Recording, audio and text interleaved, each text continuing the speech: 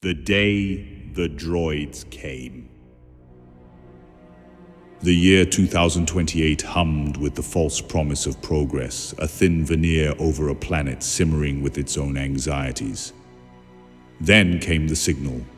Not a whisper, but a blaring alarm across every deep space radar installation on Earth. A massive, unknown object, moving with an impossible velocity, had pierced the outer solar system. It was not a comet, not an asteroid. It was a craft, vast and silent, charting a course directly for Earth. Emergency broadcasts fractured the airwaves, competing with breathless news anchors whose faces, usually plastered with manufactured smiles, now contorted with a genuine, unsettling fear. World leaders, their usual posturing stripped bare, gathered in frantic closed-door sessions. The public watched, transfixed, as animated graphics depicted the colossal ship's trajectory, a slow-motion collision course with their fragile world.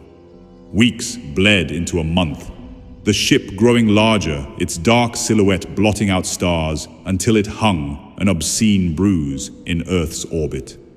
Then, the descent. Not a graceful landing, but a deliberate, terrifying plunge. It sliced through the atmosphere, a mountain of black metal igniting the sky, leaving a trail of superheated air in its wake. The sheer scale of it stole breath, silenced the clamor of the fleeing masses. It settled, not on a designated landing strip, but directly above the city. Its underbelly a cavernous maw, engines humming with a low, predatory thrum that vibrated through concrete and bone. Panic, a tidal wave, broke over the metropolis. Cars became twisted metal, people scattered like insects, their screams swallowed by the ship's oppressive presence. From the gaping maw, black shapes detached, plunging earthward like obsidian tears. They were not sleek, elegant craft, but hulking, segmented constructs, each one a nightmare of articulated metal and glowing red optics. Attack androids. They struck the ground with concussive force, cratering streets, and then, without preamble, unleashed hell.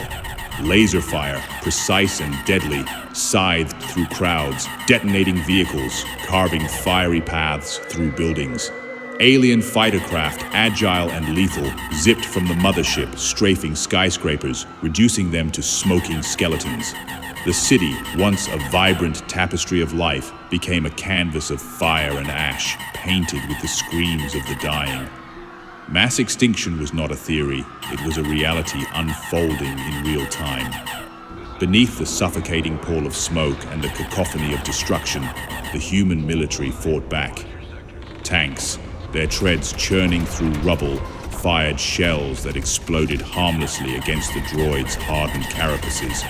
Fighter jets, screaming defiance, launched missiles that barely scratched the alien craft. The Earth's defense, once a source of pride, now crumpled under the sheer technological superiority of the invaders. Washington, D.C., Brussels, London, each capital had fallen within hours, reduced to a memory of dust and fire. The message was clear. Humanity was an obstacle, and Earth's resources were the prize. Simon, a scientist whose world had revolved around the elegant equations of astrophysics, now huddled in the damp, crumbling remains of a forgotten municipal archive. Dust motes danced in the slivers of light that pierced the shattered windows, illuminating the grim faces of a dozen or so survivors. His usual crisp shirt, now torn and grimy, clung to his lanky frame. A few soldiers, their uniforms caked with grime and their eyes holding the haunted look of men who had seen too much, shared the precarious shelter. Jim, a military officer whose build spoke of years spent in the field, his aviator sunglasses still perched on his nose despite the gloom, chewed on a cold cigar. He pointed a gloved hand towards the street outside, where the metallic clang of droid footsteps echoed ominously. 3 of them, he growled, his voice a gravelly rumble. Patrolling the old market district, slow, predictable patterns. A young private, his face streaked with soot, clutched a shoulder-mounted rocket launcher. They look like they're just scanning, not actively hunting. They're hunting, Jim corrected, his gaze sharp. Just doing it systematically. We hit them hard, fast. 2 rockets, then automatic fire. Get their attention, then fall back to the old sewer access. He looked at the 4 soldiers under his command, their faces grim but resolute. Any questions? Silence. The men nodded, tightening their grips on their weapons. Good. Let's make this count. They moved like shadows, Jim leading the way, his movements fluid despite the weight of his gear. They positioned themselves in the skeletal remains of a collapsed storefront, the air thick with the scent of burnt plastic and ozone. The droids, massive and menacing, their red optics scanning the desolate street, lumbered into view. Their metallic skin, a dull, matte black, absorbed the meager light, making them appear like holes torn in reality. Now, Jim's voice was a low hiss. 2 rockets streaked from the ruin, whistling through the ruined air. They slammed into the lean building, detonating with a flash of orange and a shower of sparks. The droid staggered, its metallic body groaning before collapsing into a tangle of smoking components. Its red eyes flickered, then died. The other 2 droids reacted instantly, their laser cannons swiveling, unleashing a barrage of crimson energy that tore through the storefront, sending concrete dust and shrapnel flying. Fire! Automatic weapons chattered, spitting streams of lead that pinged off the droids' armored hides. One droid, caught in a sustained burst, buckled, a vital joint sparking before it toppled. The remaining droid, however, proved more resilient. It advanced, its arm cannon glowing with an ominous crimson light. Fall back, Jim roared, laying down suppressive fire. The soldiers scrambled, but the droid was fast. A laser beam sliced through the air, catching one man in the chest. He screamed, a choked sound, before collapsing. Another soldier, diving for cover, took a hit to the leg, his cry of pain echoing through the ruins. Jim dragged the injured man behind a crumbled wall, returning fire with desperate ferocity. They had destroyed 2, but at what cost? The last droid, seemingly unfazed, continued its methodical advance. They had to retreat. Back in the relative darkness of the archive, Simon watched the military men return, their faces etched with despair. Jim's jaw was tight, a fresh cigar clamped between his teeth, unlit. The injured soldier whimpered softly, his leg a bloody mess. Martinez, a scientist whose athletic frame and bald head belied his profession, his dark beard, a stark contrast to his pale face, knelt beside Simon. His voice, usually calm and measured, now carried an edge of raw disbelief. This is impossible. How could they have found us? Martinez ran a hand over his bald scalp, his eyes wide with a terrible realization. It must be the Voyager space probes. Simon, his own mind reeling, felt a cold dread settle in his stomach.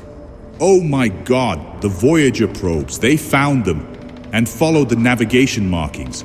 They used our own breadcrumbs to find Earth's position. The Golden Record, Martinez whispered, the words tasting like ash. The message of peace, the map to our home. Jim, overhearing their exchange, stomped over, his boots crunching on debris. His face, usually impassive, was a mask of grim frustration.